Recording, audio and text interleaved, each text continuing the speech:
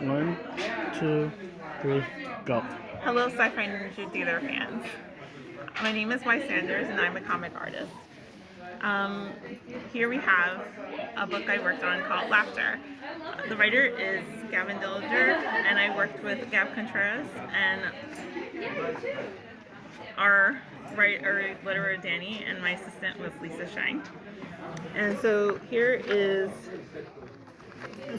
the comic. I drew the art for it, and I worked with the story was about, we have kind of like, this is takes place after the horror movie. Right. So, usually the horror movies, the monsters after someone's trying to not trying to live. Well, apparently that person didn't live.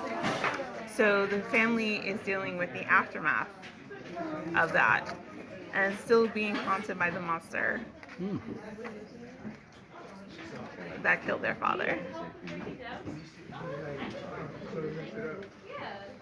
And don't show us the whole thing because we want people to get it. Right, we're still in the beginning, so it's fine.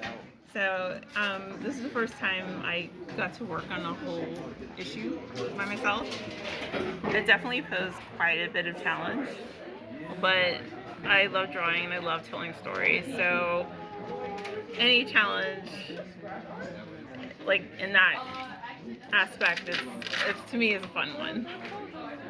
Because it's all just a really big learning experience. Even dealing with just dialogue heavy pages, I know sometimes can be really challenging because there's I guess people say oh, it might be filler, really nothing really going on, but I think trying to make those pages really exciting to read is it's a challenge I really look forward to. So what made you come up with this stuff? Well, the writer approached me, and he had this idea, and I really loved it. I thought it was really interesting because I normally don't see the aftermath. I mean, there are sequels out there, but you never see the aftermath of people just kind of dealing with the loss, especially the loss of a loved one, of a parent. That's a lot. That's really heavy, and it's really devastating. So I was interested in being able to tell that type of story. And I took inspiration personally for this, just watching. Well, I know I studied The Shining. I thought that was such a great I know Stephen King feels a certain way about that film, but the way that Stanley Kubrick tells the story, I loved it. My friends were like, "Oh, you should watch the one, The Twilight Zone." Yeah. I even studied Nightmare on Elm Street, and I watched Halloween, actually the first one for the first time at that point. What? Yeah, I know. And I was watching it at work, and I was like, you know what? Halloween's a really beautifully shot movie. Yeah, it is. I know that all the shadows and everything. Yeah, I'm like, wow, this is a really visually beautiful movie, and I'm enjoying it, and then I know. And the way that he kills people is artistic. I agree, even though it did start a really problematic trope. But the movie itself is beautiful, and I will highly recommend it to anybody who loves it, hasn't seen it yet. So can we see some of your art over here? Sure. So these are some of the comics I've worked on. This one here I did for a writer. He was it's for a Substack article about the challenges of working from home and having children. This here is a snippet from one that's being released this year called Let Her Be Evil. It's an anthology about women just being evil. Because, they're not usually allowed that. They're like, oh, they're evil, you have to be sorry for them or something, but just flat out evil. And I thought what this character did was quite heinous.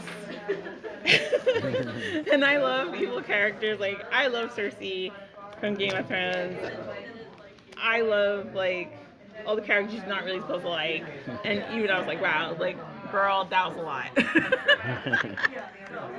And also worked with the musician and writer Dalton Deschain on his Monocle series.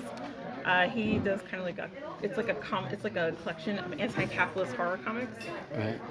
And so like these are more like dark.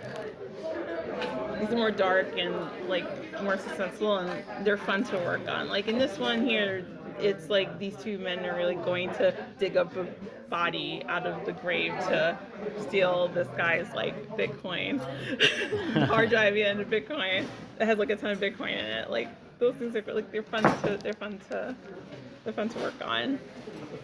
I know he posts some of these up on zestworld.com. So you can read them there. Can you talk about this now? Sure. And this one here is called the 27 Club. If you're familiar with the 27 Club, you know, it's like... Everybody dies at the age of 27. Have a good one, girl. Right. Be careful getting home. This one was released by Red Silo Media and Action Lab, and it was nominated for a Harvey. And so these are all stories inspired by those, unfortunately, that passed. And so there are lots of different artists, lots of different writers, a lot of very talented people in this book. And lots of great stuff. I worked with a writer named Ellen Goodlett. Oh, here we go. Called William's Last Word. It's based on the Manic Street Preachers.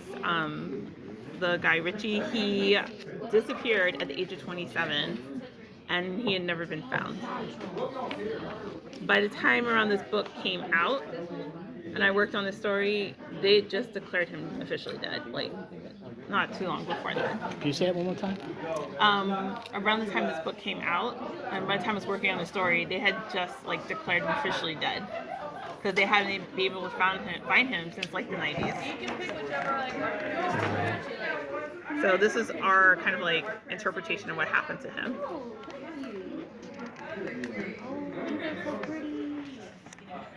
So if people want to know more about you, where should they go?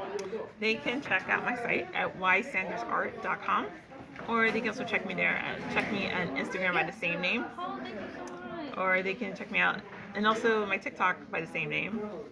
Dr. Awe is my one on Twitter. Thank you very much. Thank you so much.